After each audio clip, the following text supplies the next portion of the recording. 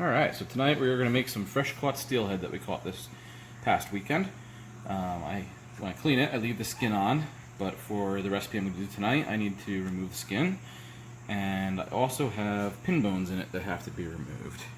So the pin bones are right along this side here, and on this piece, might be far enough towards the tail to not have any. I'll have to double check it to make sure. But the first thing I have to do is get the skin off. Normally I like to use a flexible knife, but I don't have one handy tonight. So I'll just take the skin off, just like this. Just get nice and close to that skin and slide it right along it. Don't worry if you don't get all the meat, or all this, don't worry if you lose some of the meat, because this meat on the top here, you can see, is actually a little bit of darker meat. It's got a little bit of oil on it. I know a lot of people will actually take their knife and cut this piece off a little bit, just like so. And that'll get rid of some of that darker, more oily meat. We're going to make tacos out of it, so I'm not too concerned. Now, the bones you can pull out. You can see them here. Maybe you can't see them on the video, but maybe you can hear them. So you can pull those out with pliers, or in my opinion, the easiest way to do it is just to cut them out. Put the knife on either side of them. You'll lose a little bit of meat, but it's better than having bones in your it's better than having bones. taco. Right. You can see I cut a little too close to the bone. There we go. I end up with two pieces of meat. Let me get the other side cut up and I'll come back. Alright, one more thing I'm going to do too is there's a little piece of cartilage right here. Again, since we're making tacos, I'm just going to cut that piece out. A little bit of waste, but it gives you the prime pieces of fish. Alright, I'm going to get the other piece done. Alright, so first thing to do is you want to make sure your fish is very dry. You don't want it wet at all.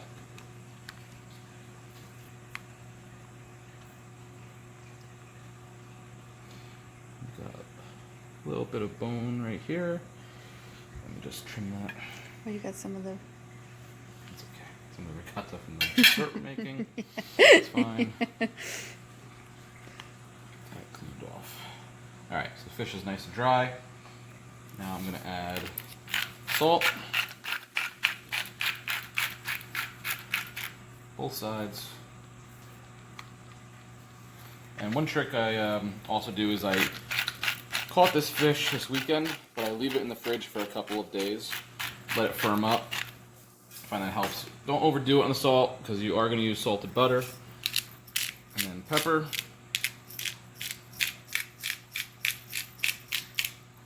Again, both sides. Now the pepper will burn a little bit, or the pan we're going to put it on. I don't mind that. If you do, wait to pepper it until you're done. Okay. Now we got a pan over hot heat, or high heat, non-stick. You have to use non-stick or else the fish will make a mess. So this is super hot. I've had it on there for a couple of minutes. Now I'm going to take a little bit of olive oil. A little olive oil in there. I'm going to take this fish, I'm going to put it fatty side down first.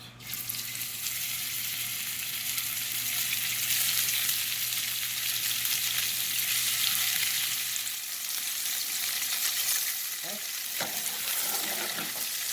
Got oil all around it.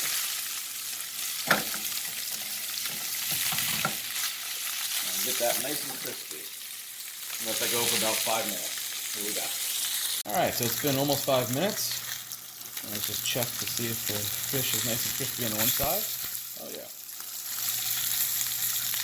Okay, so we're going to flip it. And we're going to add a large chunk of butter. Just like that. And we're turning the heat down a little bit. Down to medium. Alright, now all we want to do is get that butter nice and melted. And get it all around that fish. And don't spread the fish out like I just did. You actually want to get it nice and close together like that. As that butter melts, we want to continuously baste this fish while we cook it the rest of the time here. Just like this. This will both prevent it from drying out, as well as get that flavor all through that fish. It'll probably take about another 3 minutes. You're not as worried about getting the non-fatty side of the fish crispy. You're really just worried about cooking the fish. And remember, you don't want to overcook fish. Plenty of people eat fish raw, right? Sushi? So there's really no such thing as undercooking fish. It's just really a personal preference of how you like it.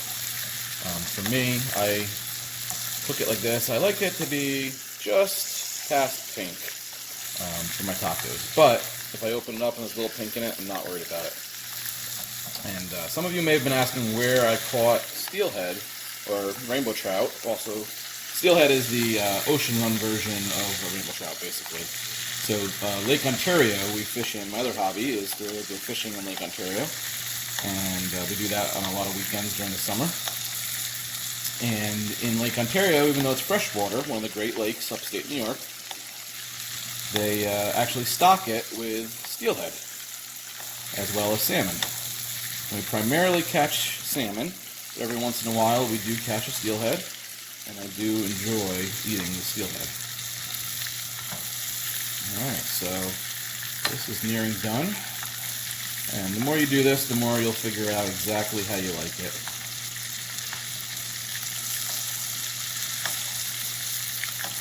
And some of these pieces are a little bit thicker than the thin pieces, so they'll cook at a slightly different rate.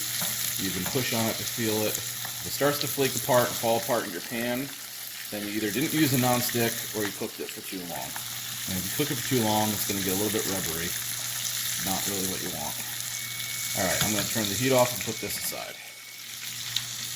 Alright, so next step in the tacos, nothing fancy. We're going to take these white corn tortillas, put them between a couple of damp paper towels, and pop them in the microwave for 20 seconds to heat them up.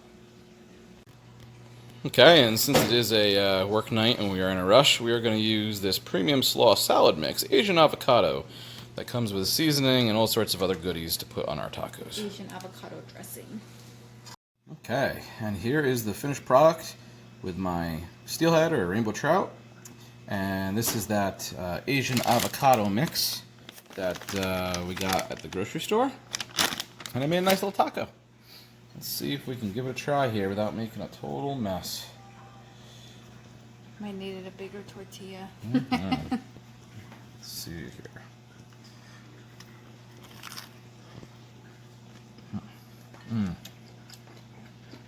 Fish count, perfect.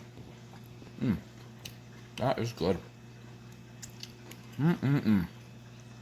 Oh, and that's how I make my fish tacos. Hope you enjoyed.